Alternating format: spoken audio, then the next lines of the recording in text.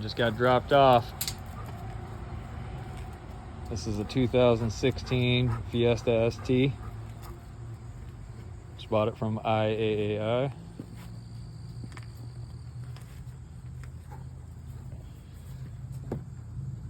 Not bad in there.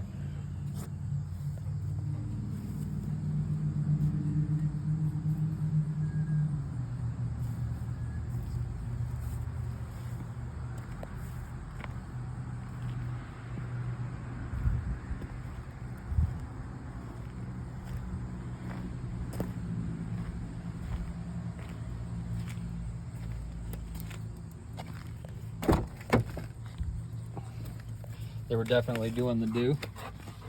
And some Nesquik, some popcorn. Oh, they're doing the do twice.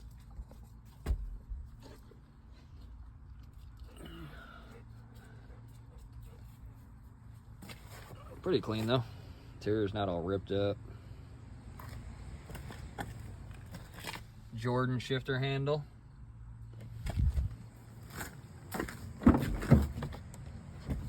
Definitely owned by a college kid. Jordan shifter handle, dues everywhere. I mean, you adding the clues, dues. Forester tag for something, who knows? Let's see what's in the back. Glass, tons of shattered glass. Ooh, spray paint can and a glove. And a sweater. Oh man, I'm doing good today. Wonder how much water's in the back of it from the window being broke because they plasticed it. And then someone ripped a giant hole in it to throw their glove and their can in there, I'm assuming. Didn't find a bunch of forklift marks all over it, which is good. We'll see. ST, bro. Fancy. I'll get it in the garage and start looking it over. All right, it's day 2 on the old Fiesta. Got it in the garage. Got the battery on the charger over there. Got the spare on the front driver's side. And then I got the driver's side that came with it over here to the side. You can see there's a big chunk sticking out of it. Tire doesn't look too bad, but I'm sure the sidewall probably has some stop slide marks. So, in pulling in the garage, I did take a look at it, and I do think, I mean, you guys give me your opinion, but it looks like it got hit right here from the back, rolled over the rear tire, crunched across here, came up, pushed the door. You can see the cave marks this direction. Buzzed the side of the front door.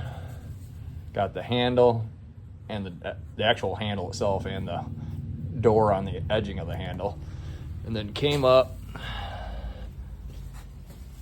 got the fender, and then of course got the wheel. Now if you look at the wheel,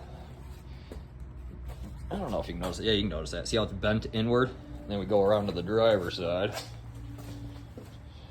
Or passenger, sorry. She's straight as an arrow, right?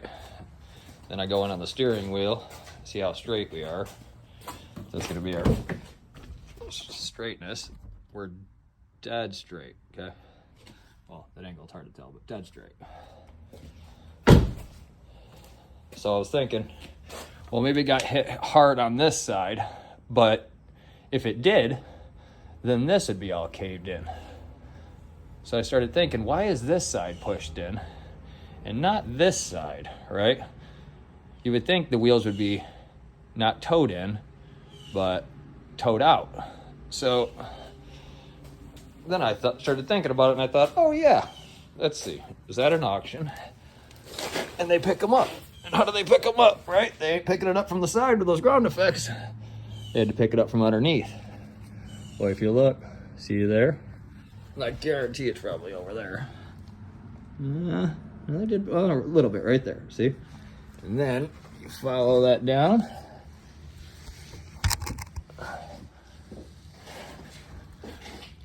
And there's your culprit. See the control arm? You can see it's bent clear as day right there. So it's just bent from them picking it up. especially on this side, this inner side. And then that has, or front side, if you will, that has the wheel cocked in. Now the passenger side has a little ding in it from where they got it, but really all the damage was on the driver's side. So I'll fix a little ding in the passenger side one, check it out, make sure the ball joint and everything's good, and I'll definitely replace the driver's side. Now I know you're thinking, well, why don't you just replace them both? Because so far, since this is an ST, the only thing I found new is the driver's side. The passenger side I found used, but if there's nothing wrong with the one we have, I mean, used is going to be as good as used, right?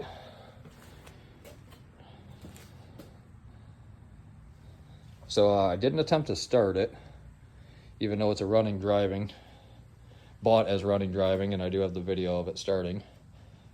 But I didn't attempt to start it because we don't have a gas cap, and according to the pictures, it's been sitting since 8 of 22, and it's now 10 of 23.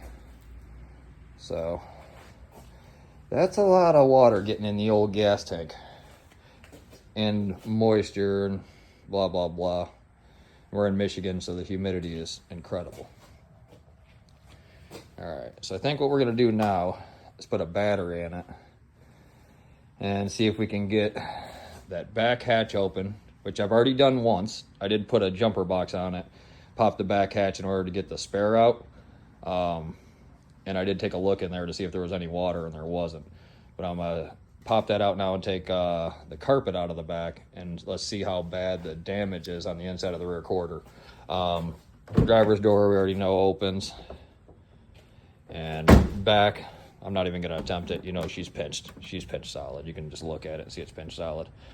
But once we get into our deepest spot, because that's what we always look for, is our deepest spot of impact, we'll put something there to grab it or weld it, and then we'll pull it back from our deepest point, and that'll help pull us back enough where we can get that door open to get it off, and then get our quarter pulled all the way out, get our new door lined up, and see where we're at. So let's get the battery in, get that hatch open, and take a look in the back. Okay, battery's in. Let's hop in it. Ooh, we got gauges. Ooh, we're getting fancy. Look at this. Ford. They're letting you know.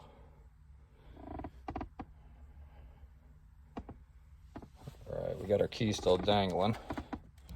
Fob, if you will. Keyless.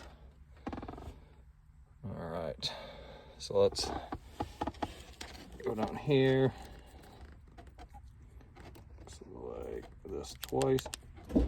Trunk's open. Oh, I heard it make noise. It's a good sign. And we already did lift it once, so we know it should lift. All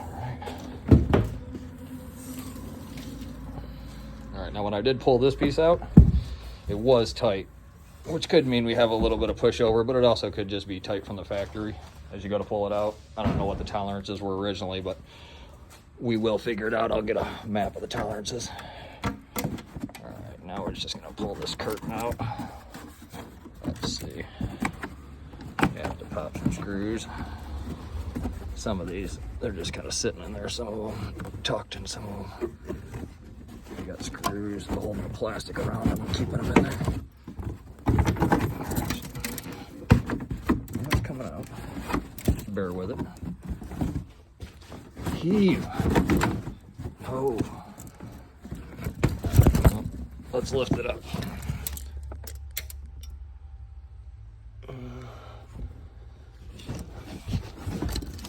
I was looking at that for a second, like, what the hell is this? But then I realized this is just some sound deadening crap they put in there from the factory. It's like a peely stick. All right, so we can see we got a little crushing damage there in the wheel well, but God, nothing really. And then look how straight that box is. And these don't have rails because they're unibody, but they basically do. You'll see when we look underneath. This is a straight.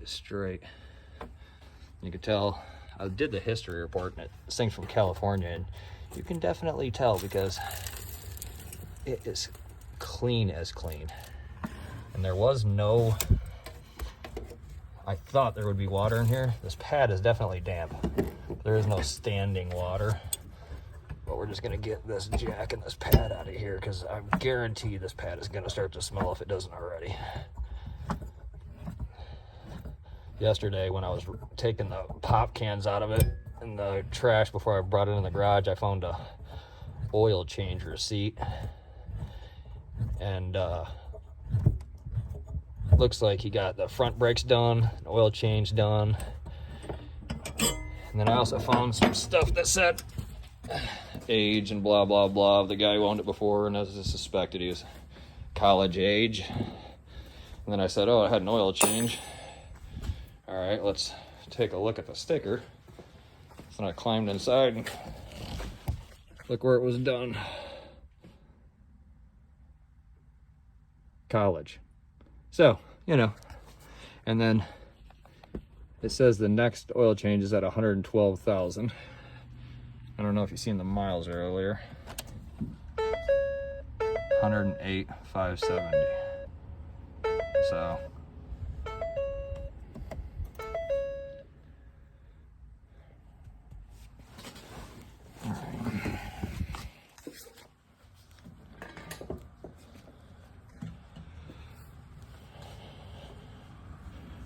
ooh, look at this. We got a trunk light. I mean, like, I remember the original Fiestas. That's how old I am. Not to age myself, but, like, and if you think I'm bullshitting, look. Okay? I remember the old Fiestas. But, they weren't fancy. Let me tell you. Like, there was nothing cool about the old Fiesta. It was just one of those cars, like usually someone's mom had it, and you could just bomb it around a million miles per hour. Got super good gas mileage, and nothing's better than driving a super slow car ridiculously fast. All right, so she's damp, definitely.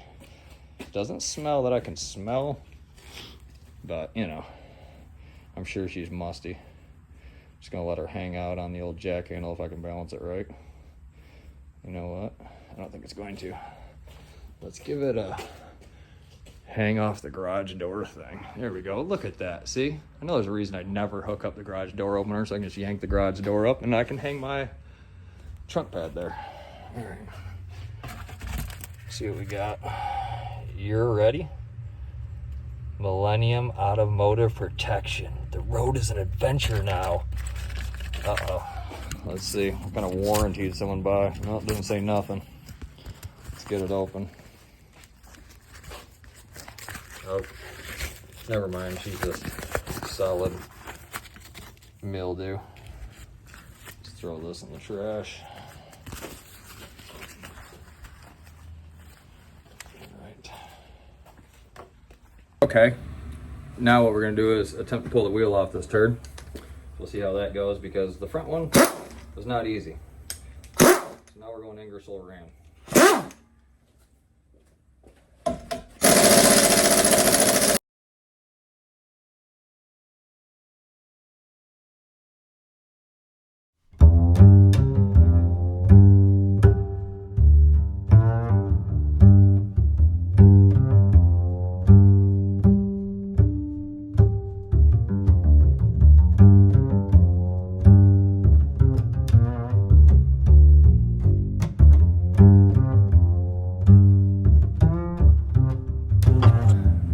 Ricky Bobby, eat your heart out.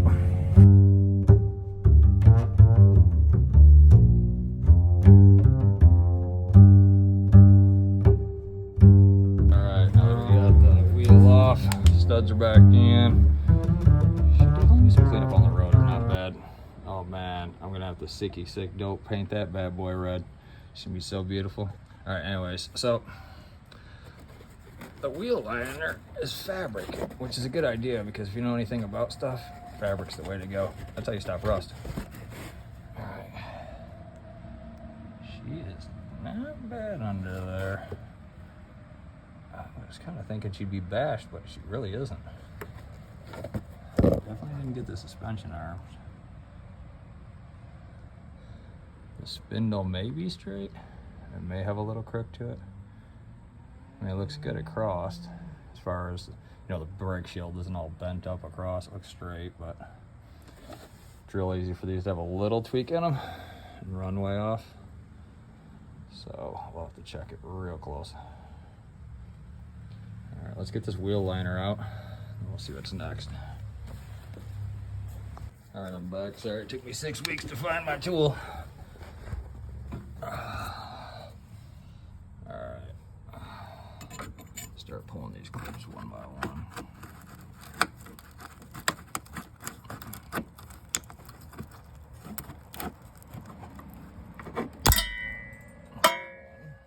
Don't worry, it's lost under the car forever.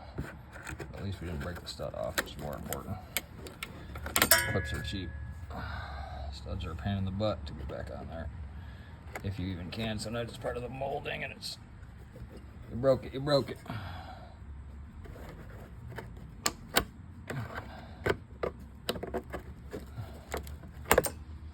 These guys will tell you you need a million expensive tools to work on cars, but let me tell you, I think I only own 4 expensive tools.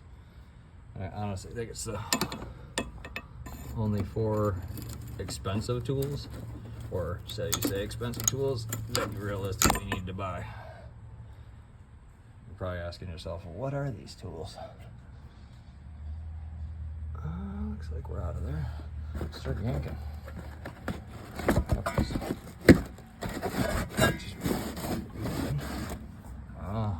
See that, which means we got plastic clips in this way.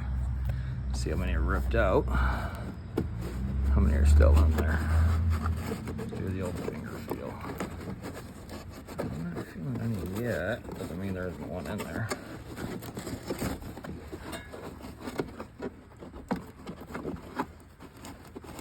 Oh yeah, there's one. Bear with me.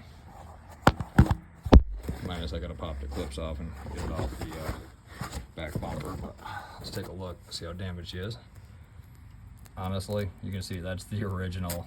I mean, that's bulged out. That's the original metal. Looks pretty good in here. That's just the seam between the two. Just the factory seaming.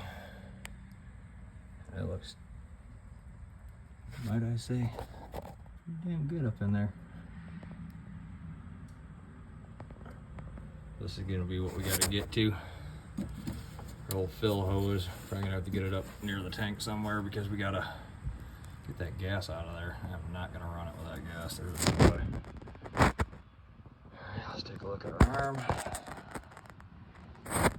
Let's see.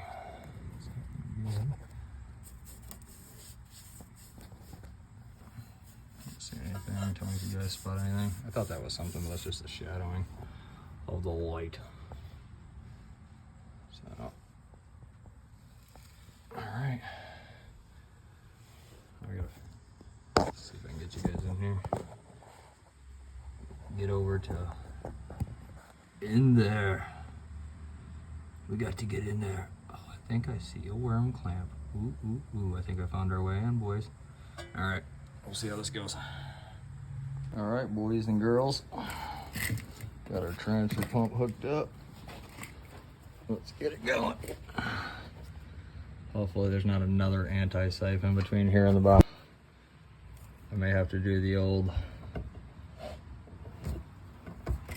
put a bolt or something in there just to get it to the bottom. Make sure it gets on the bottom. Oh, it's going right in. Good. All right.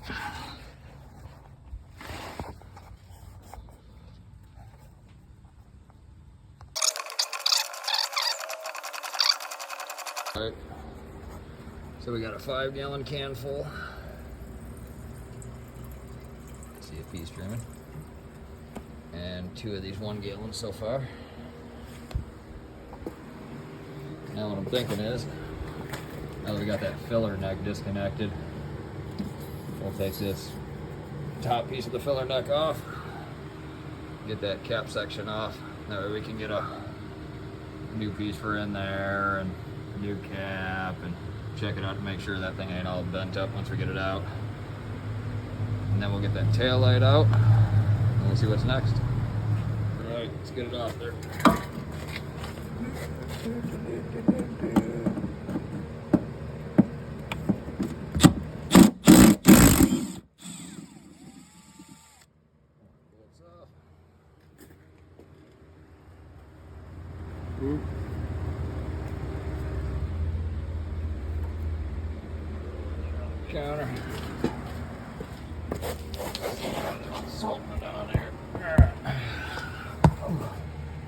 Follow you down.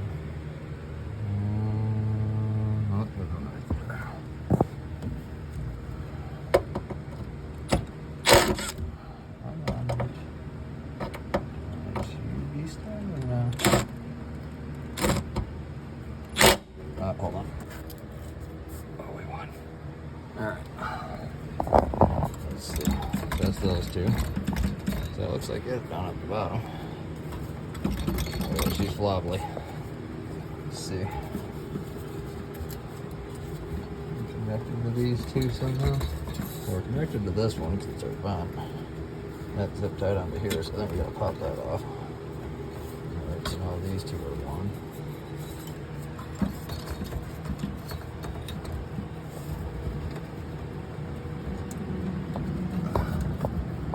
This is kind of trying to figure out how that goes. It looks like this tube is over here to a breather, and it's got a PEX clamp on it. That is a PEX clamp. A plumber knows a PEX clamp when he sees one. Let's see if there's one on this side. Let's just shove it down there. Ooh, squeezy clamp working good, dude. Alright. Okay, believe it or not, I got the clamp off up down there. Now we're up here. Get out the way. Zip tied on.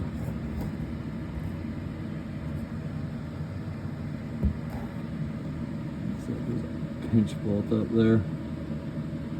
Pinch clamp.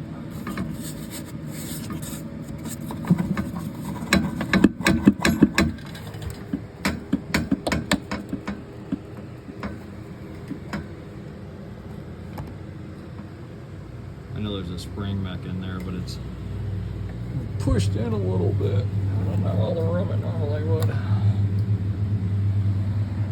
Let's try getting that clamp off, see what happens. What'd you do? Alright, well I wiggled it and it fell out. I didn't even have to pull that boot out of the back. As soon as I gave a wiggle to see what was connected, it kind of fell out. I think just the pinch of the quarter panel being pushed in had it held in place.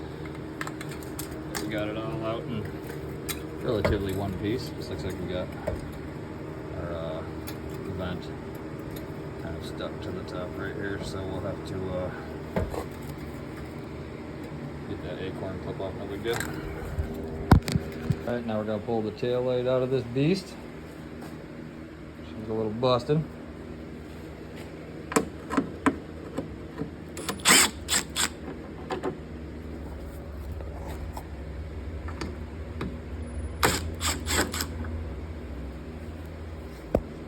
Or something that holds it on the other side. It's usually like a little rubber or something. Plugs. Damn thing comes out.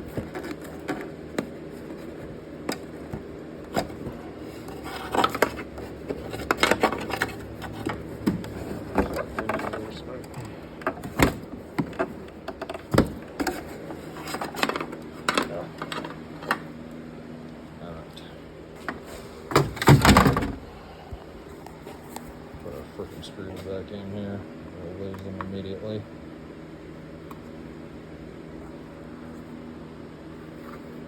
Where's the other one at? There's the other one.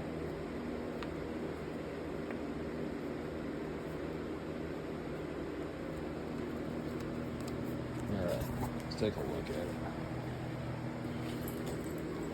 Now we don't have that good a light because it's getting dark and my garage light's kind of crappy right now. It looks pretty good.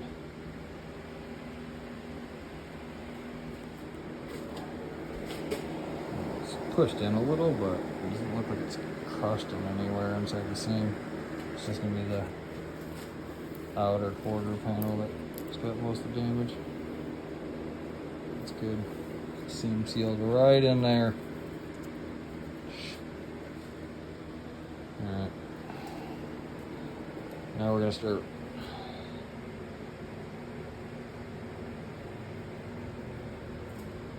Let's see. Start pulling that quarter, getting it away from that door, get that door to open. Let's try that. Okay, so now we're gonna pull our outer quarter out. I looked at the inner quarter structure on the trunk side. It appears to be good. So now we're gonna pull this out, try to get it out enough where we at least have the door cocked in so we can pull the actual door handle out, start working on the doghouse.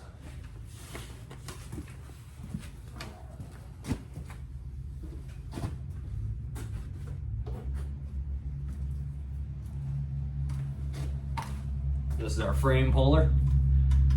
We need one piece of chain with bolt and a nut and a washer and another washer. I also threw another nut on there to kind of act as a slide. I'm sure you know what that is.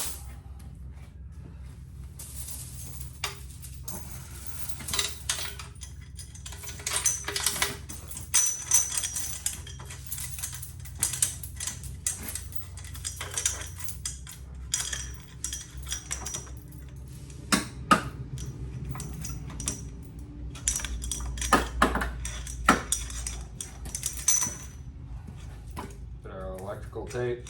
That just gets the chain to the height we want.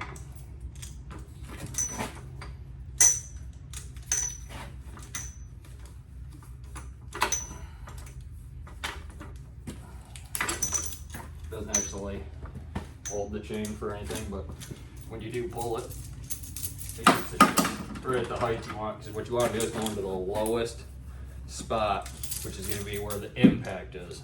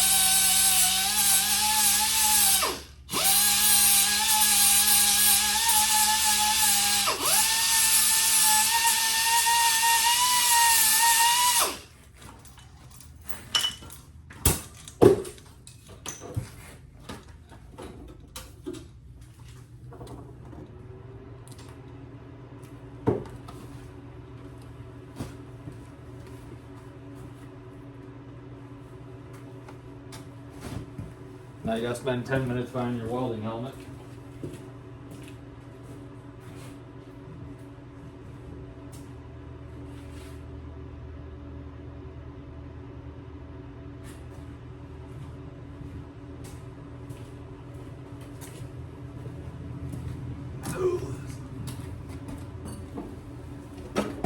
Then you realize it's behind your air compressor. Don't worry, it's never scratched up ever like that.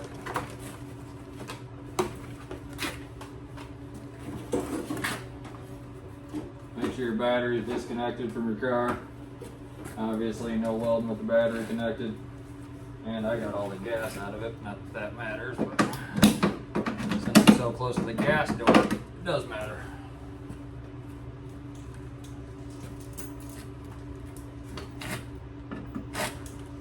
Make sure I got it on kill weld. Take it off kill weld. Put on whatever your low setting is.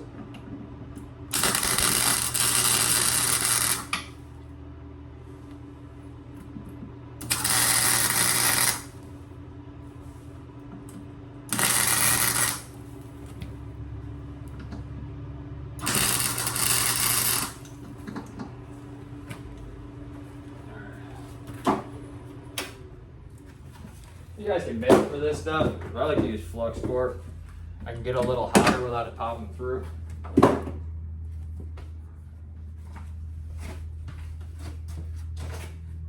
Yeah, safety glasses, right? Alright.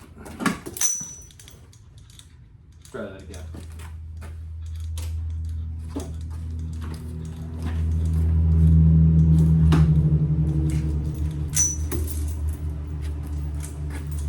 Turn the welder a little bit more, not too much. Let's increase our wire speed.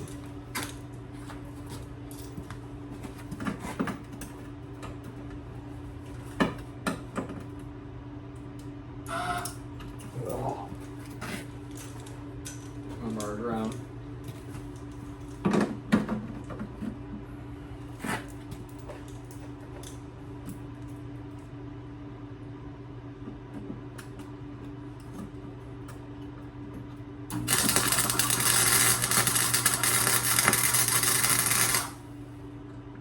Let's take that time, ain't you?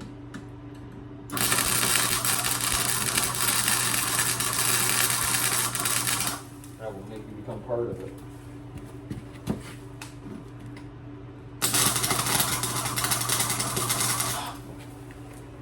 So you can hear it popcorn first if you want.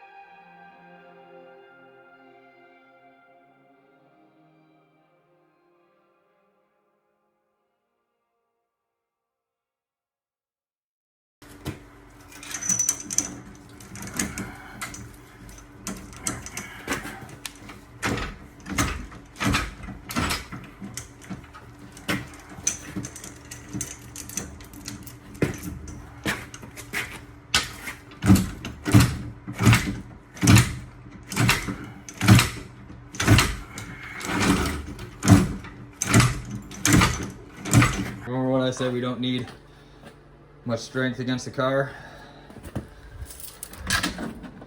There's our chain, our jack.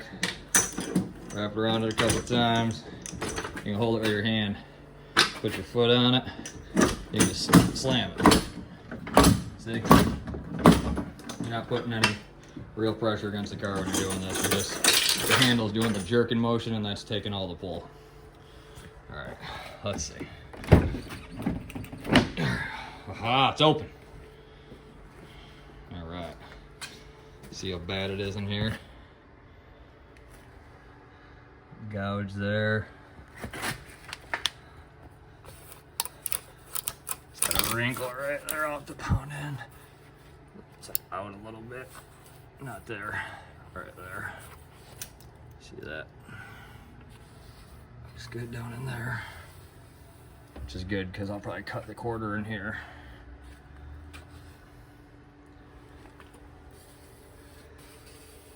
Sill part looks good. Damn, that thing's even pretty straight. So it looks pretty good, honestly. I mean, you can see it's crushed in here pretty good. Of course, we were using it as a ground clamp, so she's pinched. See how bad the door panel is.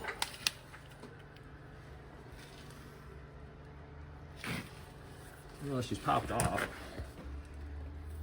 Oh yeah, it popped off.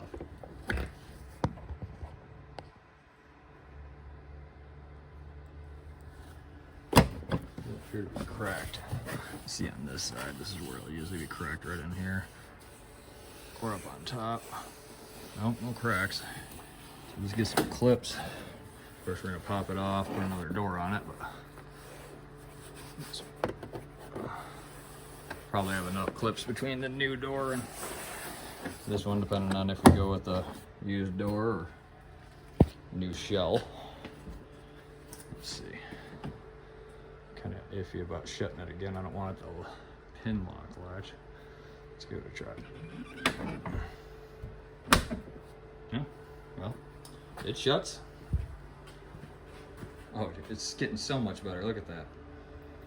I don't know if you remember how far away it was originally, but we are starting to bring this thing back. I mean, I drive this. Yeah, look at that. It's a perfectly good working door.